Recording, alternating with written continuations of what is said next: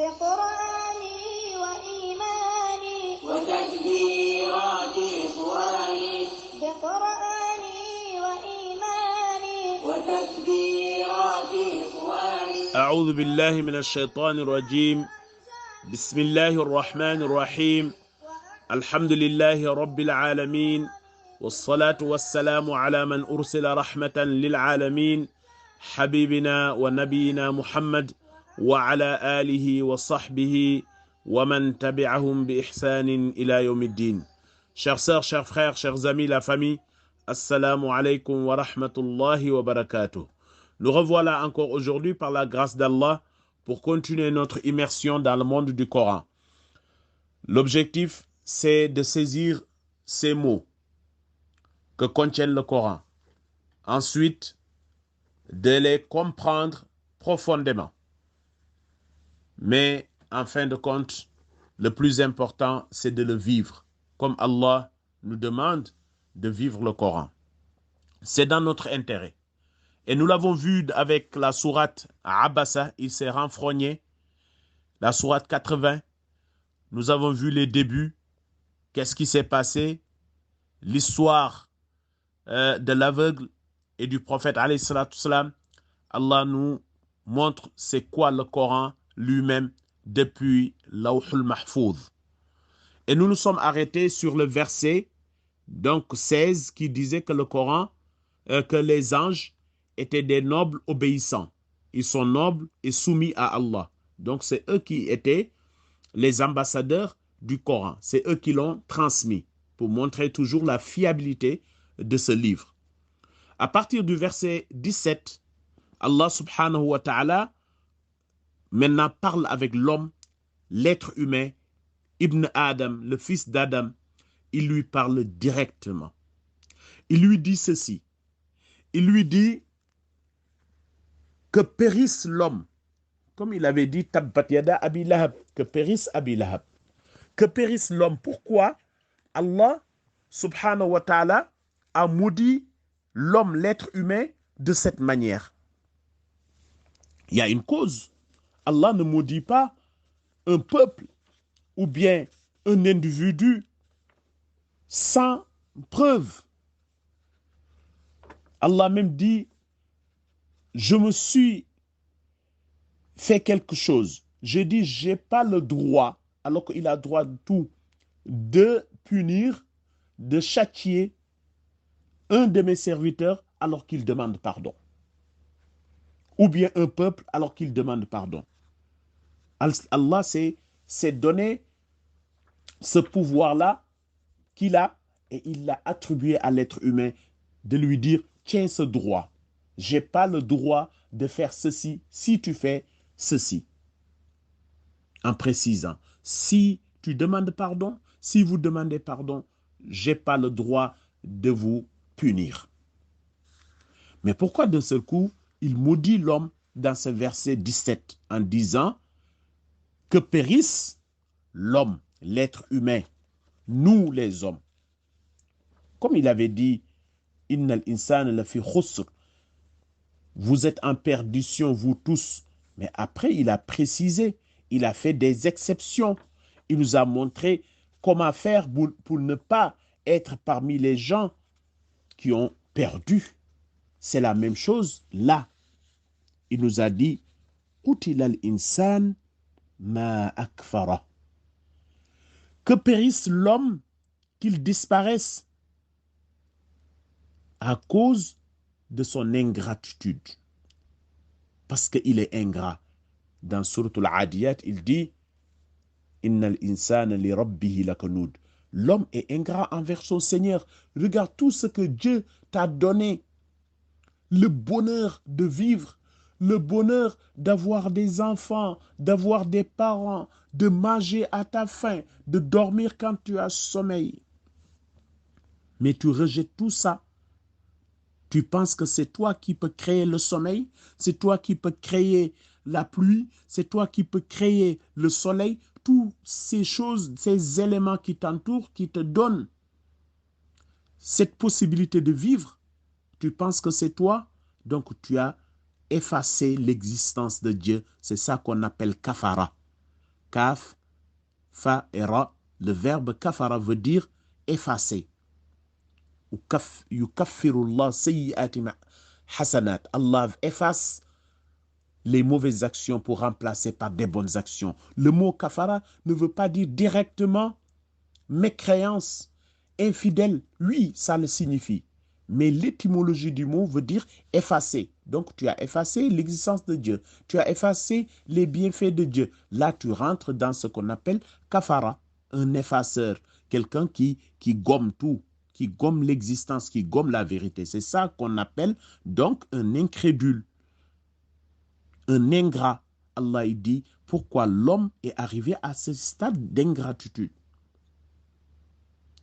Mais qui se rappelle où Allah est passé avec lui l'homme? Min ayyi shay'in khalaqa. De quoi il est composé même l'être humain? Allah pose la question et répond. C'est ça la pertinence du Coran.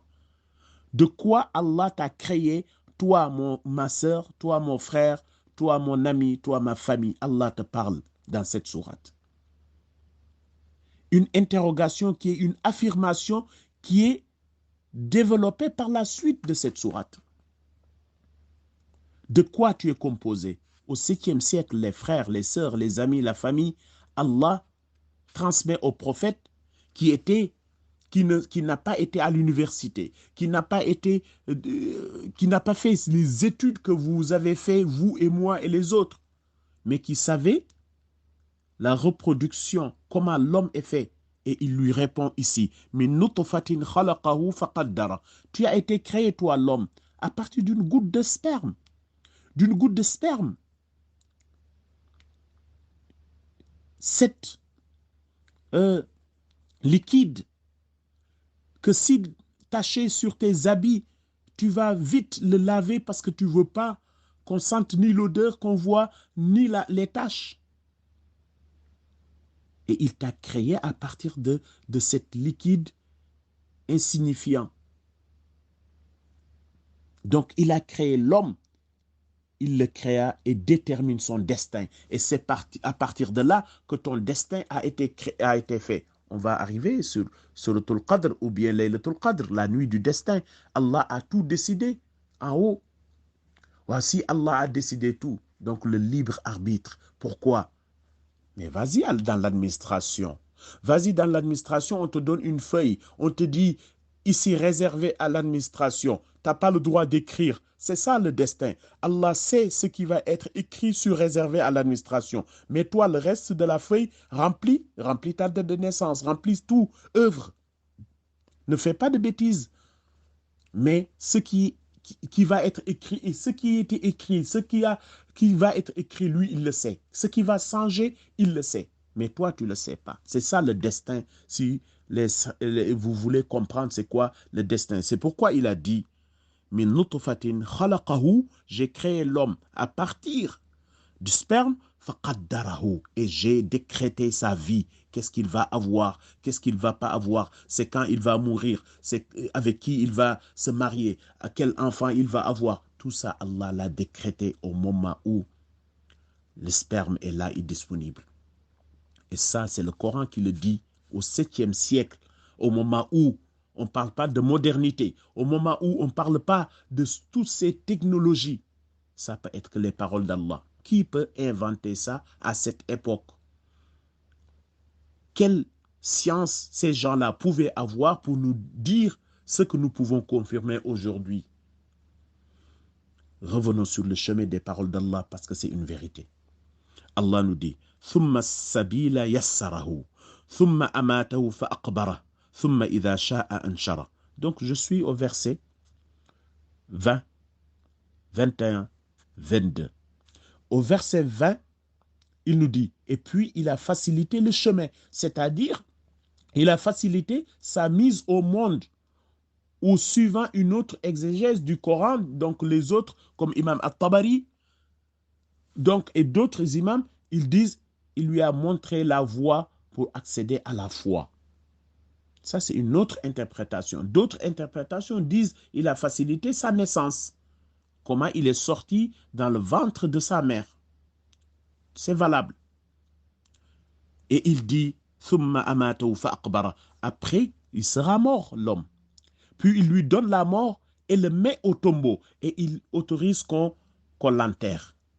Avant Adam, quand les gens sont mouraient, ou bien au moment d'Adam plutôt, quand les gens mouraient, on ne savait pas comment s'en occuper. On ne sait pas. Et c'est là que Allah nous le dit dans la sourate 5, qu'il a envoyé ce corbeau qui est venu faire cette simulation, à creuser. Et là, il a montré entre les deux fils d'Adam, Habil et Qabil, comment on enterre l'être humain. Donc, l'être humain est décédé, il est mort, Allah lui a retiré l'âme qu'il lui avait donnée après l'avoir donné le sperme, a fait à partir du sperme, l'a façonné, l'a donné toutes ses facultés. Après, tu seras enterré. Puis il l'a fait mourir et l'a fait mettre au tombeau. Thumma aqbara. Maintenant, c'est Allah qui décide. Thumma idha sha'a anshara. Maintenant, c'est Allah qui sait la date, comme nous l'avons dit, dans la sourate Amma yatasa'aloun, comme nous l'avons dit aussi dans la sourate Nazi'at. Maintenant, c'est Allah qui sait quelle date, à quel moment sera la résurrection. C'est ce moment-là que nous avons parlé. Allah nous rappelle encore, comme si nous revenons encore sur l'autre sourate, mais dans la continuité avec d'autres détails. Qu'Allah dit Kalla lamma yaqdi ma amara. Eh bien non, l'homme n'accomplit pas ce que Allah lui recommande. L'homme est toujours dans le déni, dans le rejet, dans l'effacement, la mécréance, comme on dit. En vérité, cet homme-là, l'être humain, n'a pas bien observé ce que Dieu lui a ordonné de faire. On est toujours dans Dieu est miséricordieux. Bien sûr, il est miséricordieux. Bien sûr, il pardonne. Wa ya'fu an kathir. Il pardonnera beaucoup, sans aucun doute. Mais shadidul iqab. Mais aussi, il est dur en châtiment. Le juste milieu. Le juste milieu, c'est ça la voie juste et réelle que tout un chacun doit comprendre. Allah nous montre aussi sa force, ce qu'il a fait pour l'homme. Il a dit, il suffit juste de regarder de quoi nous mangeons pour voir la force de Dieu et ce qu'il a fait pour nous par sa miséricorde. Il fait descendre l'eau, l'eau arrose la terre pousse les graines, l'homme vit avec ses graines. Et que l'homme considère donc sa nourriture, comment nous lui avons préparé les choses. Et il donne encore des détails dans cette sourate. Chers sœurs, chers frères, chers amis, la famille, nous sommes dans la sourate Abasa, cette belle sourate qui a amené beaucoup de thématiques, beaucoup de points à réfléchir. Allah nous dit, comme s'il nous posait la question, Anna sababna al-ma'a sabba. Dans d'autres lectures, il dit Inna sababna. C'est la même chose. Anna sababna al-ma'a sabba. Est-ce que nous n'avons pas fait, est-ce que nous n'avons pas versé même l'eau abondante, la pluie? Est-ce que nous n'avons pas fait descendre la pluie des nuages? Et après, qu'est-ce que nous avons fait? Allah qui utilise le mot nous de majesté. Thumma shaqaqna al-arda shaqqa. Et il dit, qu'est-ce que nous avons? Nous avons fendu. Nous fendons la terre par fissure pour que cette terre fait quoi? Devient quelque chose qui donne les graines pour que ça pousse. Nous avons fendu la surface de la terre pour que les plantes qui en sortent.